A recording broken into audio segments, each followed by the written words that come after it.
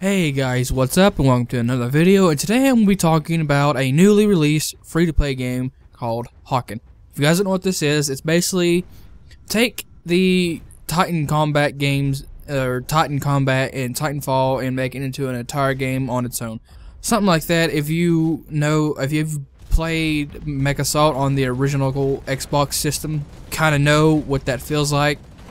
And this is basically just what that is. It's just mech combat. You choose your mech. You start out with a very average one, and then you earn up enough points to buy a new one, and then on good stuff like that. You can keep unlocking new mechs, and then as you play as these mechs, you actually can level up them or level them up, and you can unlock customizations options for them. I think every mech has one customization option you can buy with in-game credits. That's actually something pretty neat. But the thing is, any more customization than that, you will be needing to buy, I think they're called mech credits in the game.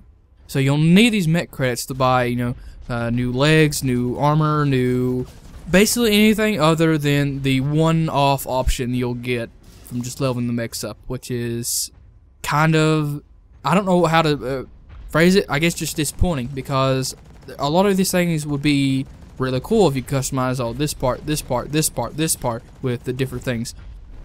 I don't want to focus too much on that negative, but I will say the one word I can describe this game is average. It's very average, but it's kind of expected and it's free to play. But the thing is, I think one of the things that make this average is a lot of people don't like this now, but a couple years ago in the PC version was like great, everybody loved it, and had a very tight-knit community, centered around the game.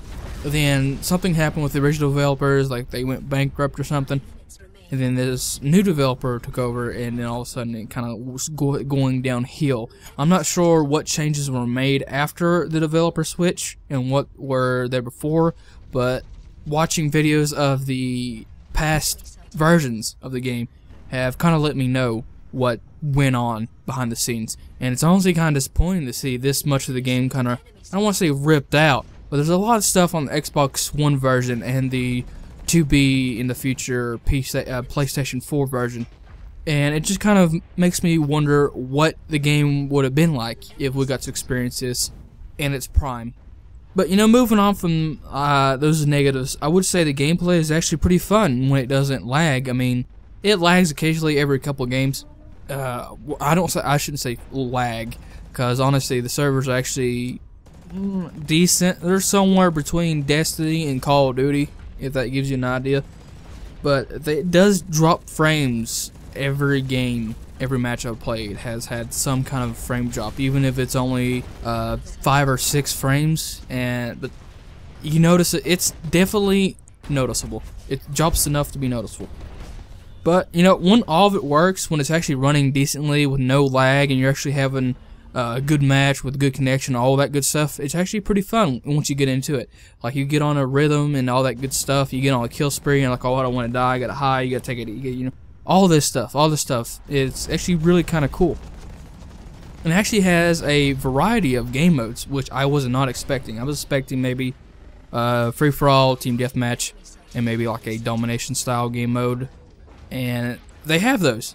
Aside from maybe the domination. I'm not sure. I've kind of only tested, at this point in time, a couple of game modes, which would be Free-for-all and, Team Deathmatch at this point. But they also have a Horde-like mode, co-op mode called Co-op Bot Destruction. Basically, it's wave after wave after wave after wave of these AI units. It's 4 players.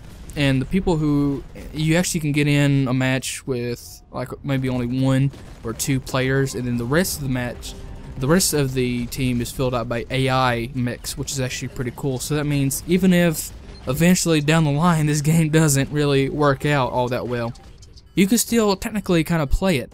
So you can, and that also works with a co-op team deathmatch, which is basically you against bots. And I assume what happens if you don't have a full match is your team is filled up by bots as well. So it could be you and just you, and everybody else on your team and the enemy team is filled up by bots. Which, if that's true, that's awesome, because that basically means this game has a limitless lifespan, you know, for the people who actually want it to be that way. I mean, you won't get the satisfaction of actually playing against like skilled players, but you know, you can still play it as long as the servers are up, which is kind of cool.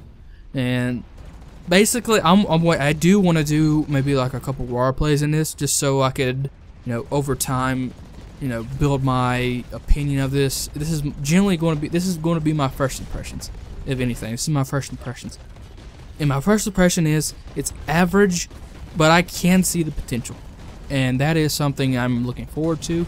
Depending on whether they support this game, we'll have to find out and see where it goes from there. So I hope you guys enjoyed this video, and I will see you guys in the next one.